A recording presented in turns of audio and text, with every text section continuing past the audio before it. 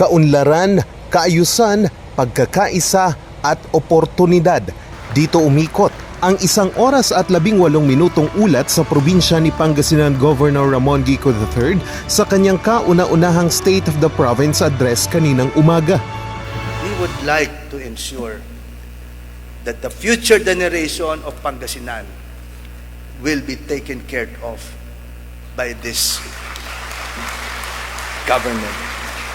Isa sa mga ibinandera niya sa talumpati ang pag-utang ng probinsya ng 6 na bilyong piso sa Land Bank. Gagamitin daw ito para sa mga malalaking proyekto ng probinsya gaya ng Pangasinan Link Expressway na magpapadali sa transportasyon ng Eastern at Western Pangasinan. Happened last week. No? That's day 1. Day 1 po yun. Magbilang po tayo ng 6 na buwan, 8 buwan, and magka-groundbreaking na po tayo ng Pangasinan East-West Expressway, or we may rename it to PLEX or Pangasinan Link Expressway. Susi daw ito para sa pagsisimula ng samut-saring proyekto sa pag-unlad ng probinsya. Tinalakay rin ang mga plano nito sa sektor ng kalusugan, pabahay at agrikultura ng Pangasinan, gaya ng pagpasok ng mga korporasyon para sa management ng mga agricultural lands. We initiate the concept of corporate farming to increase production and income of 97 farmer cooperators covering 66.23 hectares, because we want to guarantee the highest possible gate price for their products, and we intend to increase our coverage from 66 hectares to 1,000 hectares and help more farmer families. Pinaplano na po natin ang mga classification ng ospital, and we plan to rebrand our hospitals.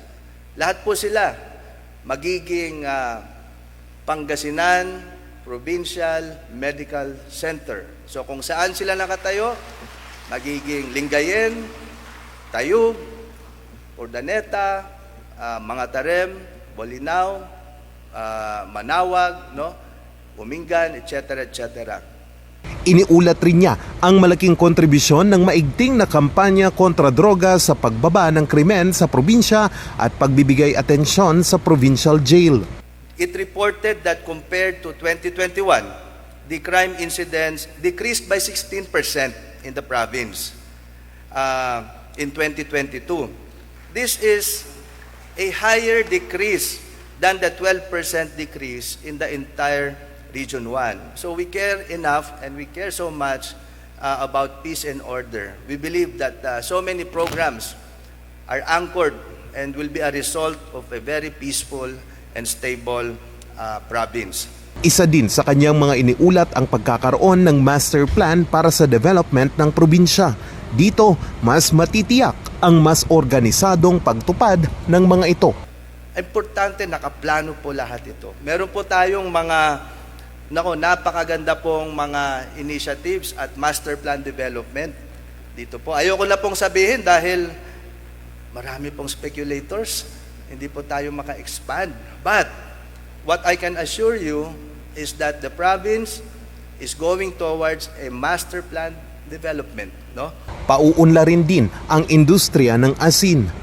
And if we can multiply our salt farms, I think that's one strategy that we have to undertake, especially in Pangasinan. We cannot supply 100% of our needed salt. With this vision, we will provide thousands of jobs, and we ensure that we will be again the largest supplier of one product, and that is salt. Hinikayat naman ng gobernador ang pagtutulungan ng bawat isa para sa pagkamit ng mga nasabing plano at pag-unlad ng probinsya. Charles Nicolimon para sa Luzon Headlines.